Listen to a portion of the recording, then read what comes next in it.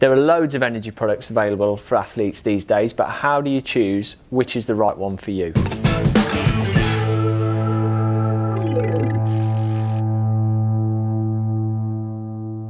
When you're working out your fueling strategy as an athlete, the number one thing you need to consider is how much carbohydrate to have per hour. But once you've got that established, the next important thing is to look at what sort of type of energy product is going to be most suitable for your needs. There's going to be practical and logistical considerations. There's going to be considerations around taste and preference. And so they all need to be folded in to help you make the right decision based on whatever activity you're doing. Now, there's basically four broad categories of energy products that most athletes will use on a regular basis. That's energy drinks or isotonic drinks, it's energy gels, it's energy chews, and it's energy bars. So we'll have a look at each of them now and discuss the pros and cons and how they might work for you in different scenarios. Isotonic energy drinks. These are probably the oldest form of properly formulated sports nutrition.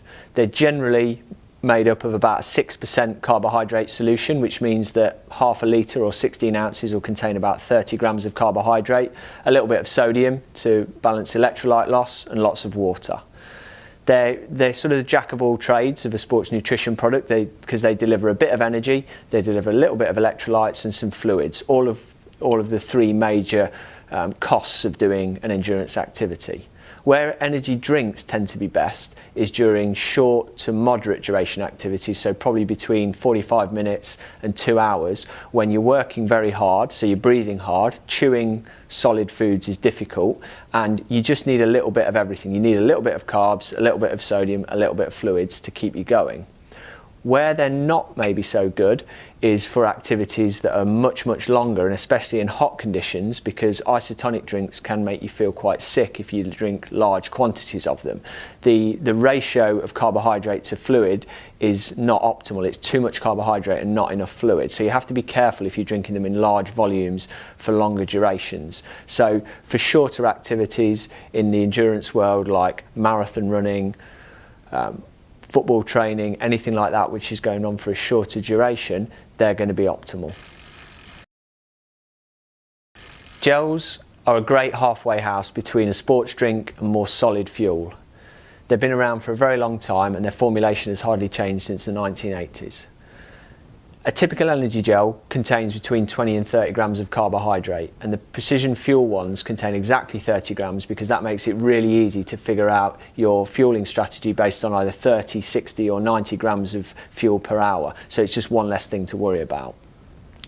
Gels are extremely efficient when it comes to the amount of weight you have to carry for the amount of carbohydrate you've got. So unlike a sports drink where you're lugging around a lot of water with you, which is quite heavy, in a 50-gram gel packet you can get 30 grams of carbs, which would actually weigh over half a kilo in a sports drink. So when you're on the move, they make a lot more sense.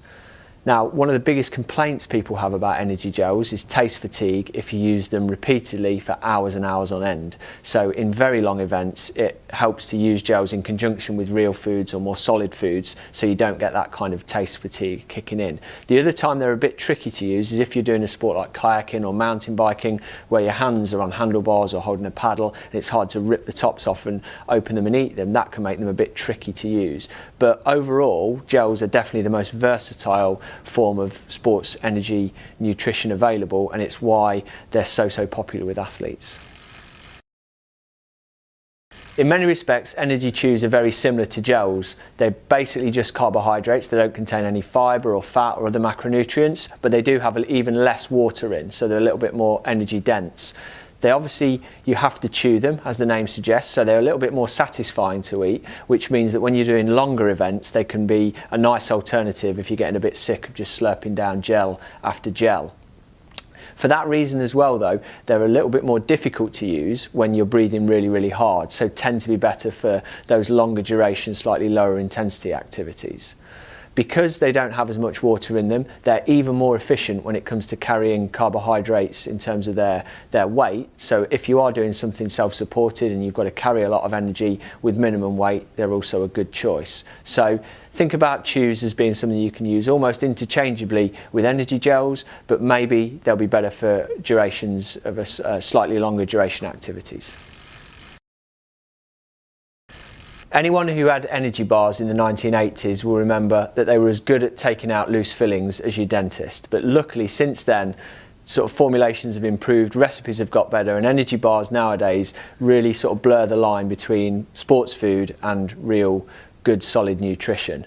They're often used in longer events than when you'd use energy drinks or gels or chews, because when you're going for hours and hours on end, you need to eat something more satisfying than just pure carbohydrate and sugar. They often contain a bit more fat, a bit more fibre and a bit more protein depending on the exact makeup that they're in. They also require washing down with fluids because they're going to be a bit drier, and so you're going to need to have access to water or a dilute sports drink to take them with. But yeah, for those longer activities or lower intensity activities, energy bars are an excellent choice. They're also actually really good for fueling up before or after activities when you've not got time to prepare and make really good food. So if you're running late into a session in the evening and need a snack before you go, an energy bar can be a great way to make sure your carbohydrate stores are topped up before you get started.